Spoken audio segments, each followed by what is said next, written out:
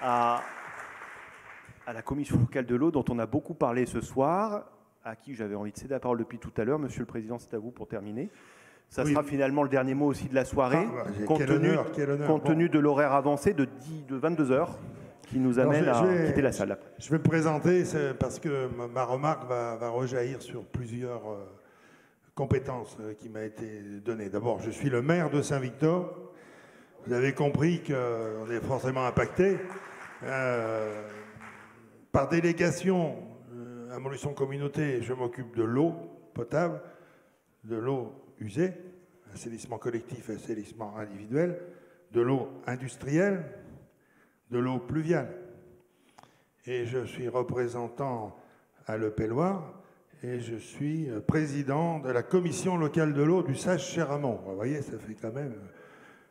Oui, ça fait beaucoup, ça fait beaucoup. J'ai pas de vacances, hein, je vous rassure. J'arrive pas à avoir des vacances. Non, quelques chiffres quand même. Déjà, ce projet Imerys ne génère aucune autorisation de droit d'eau. Déjà, en utilisant les eaux grises de deuxième génération, c'est de l'eau qui a déjà été autorisée à prélever. Hein, aussi bien dans le Cher, parce qu'on est interconnectés, je ne vais pas rentrer dans les détails. On va chercher de l'eau dans la Loire maintenant, bientôt dans la Loire, pardon.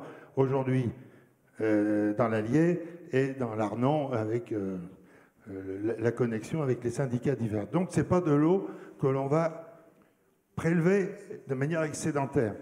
Non, non, non. Les autorisations sont là.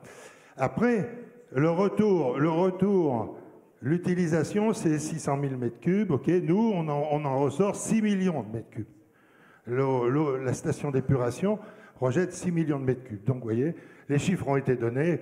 On est à 0,8, 10% pour prélever là-bas. Maintenant, un petit... Parce que ce qui est inquiétant, c'est quand il n'y a pas d'eau. Alors, quand il n'y a pas d'eau, en étiage d'été, on est régulé par le barrage de Rochebu. Rochebu-Bras, c'est la même retenue, hein, je vous rassure. Il y en a un qui remplit l'autre, donc on va parler de Rochebu. On a une courbe de décharge du barrage. Cette courbe de décharge a été validée par la préfecture, l'État, l'ADREAL, la DDT, hein, enfin bon, tous les gens qui sont là. Et on a cette courbe de décharge, nous, avec l'historique, nous dit qu'on aura de l'eau jusqu'à janvier et février, si jamais il y a un petit coup d'eau, comme ça arrive à chaque fois. Parce qu'il est 14,5 millions de mètres cubes, c'est vite rempli, c'est vite plein. Donc et le débit de sortie, c'est 0,8 mètres cubes secondes du barrage, en étiage fort, en contrainte maximale.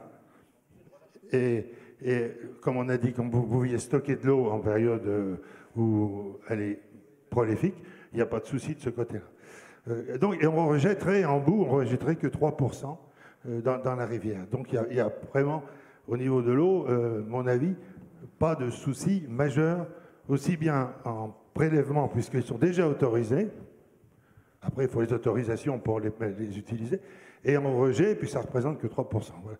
C'est pour mettre en perspective les chiffres qui ont été dits, que je confirme, qui ont été annoncés. Voilà. Donc, à mon avis, c'est pas